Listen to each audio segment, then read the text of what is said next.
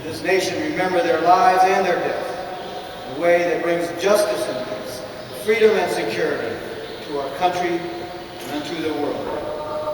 Amen.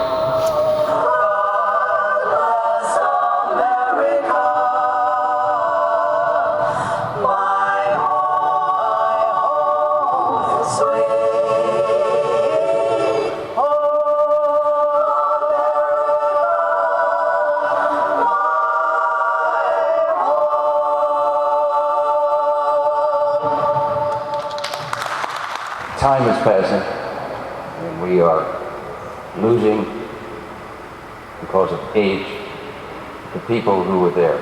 And that's why I asked you to just take a think with those words that I was giving you out of Colonel Larkin's area there. I am very, very much looking forward to John Hughes to come up here. One thing he won't tell you, I asked him, I said, how many flight hours do you have? Only 5,000. Both in fixed wing and in the thing that's supposed to not fly, helicopters, which I owe my life to. I watched the flag pass one day. It fluttered in the breeze. A young Marine saluted it, and then he stood at ease. I looked at him in uniform, so young, so tall, so proud, with hair cut square and eyes alert. He'd stand out in any crowd. I thought, how many like him had fallen through the years? How many died on foreign soil? How many mothers' tears? How many pilots' planes shot down? How many died at sea? How many foxholes were soldiers' graves? No, freedom is not free. I heard the sound of taps one night when everything was still. I listened to the bugler bill play and felt a sudden chill. I wondered just how many times that taps had meant amen, when a flag had draped the coffin of a brother or a friend. I thought of all the children, of the mothers and the wives, of fathers and sons and husbands with interrupted lives. I thought about a graveyard at the bottom of the sea, of unmarked graves in Arlington. No, freedom is not free. Major John Hughes.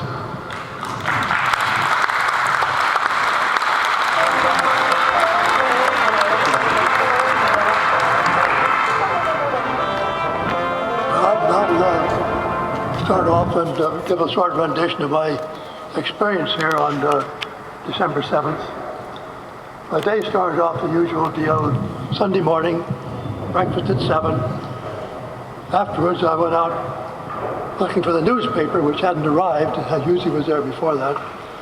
And so I was standing out in the street and waiting for this guy to deliver the newspapers. Well, just to add on, I found out years later that newspaper didn't arrive, the presses were down, and so there was no newspaper. While I was looking north on the street, through the algarobi trees, I saw this low-flying aircraft go by, had a big red ball on the side, and a monster torpedo hanging underneath.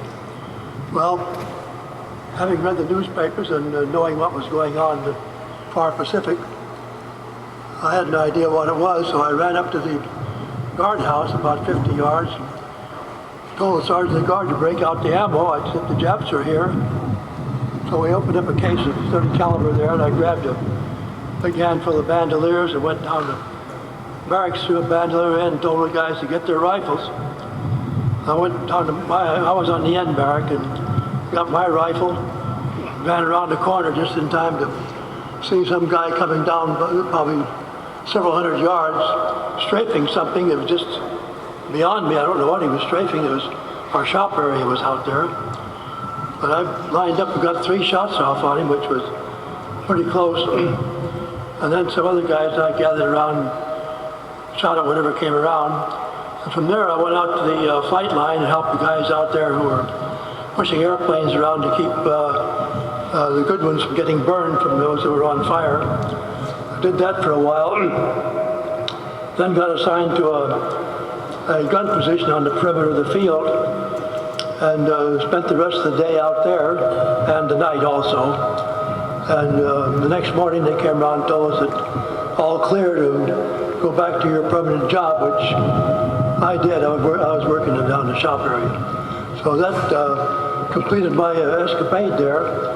And just might say that I'm very happy to be here today. And to quote someone who I don't know, at 92, I'm happy to be anywhere.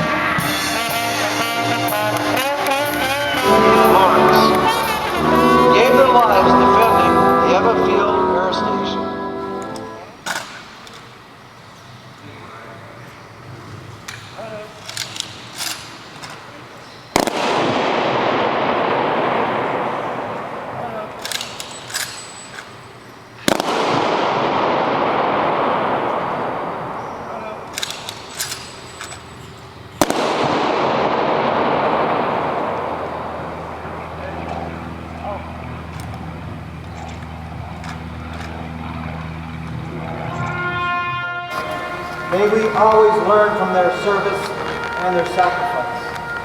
As we go out from this memorial to those who lost their lives that Sunday morning, may their memories stir up courage and purpose in us to be instruments of peace, goodwill, and freedom for all. Amen.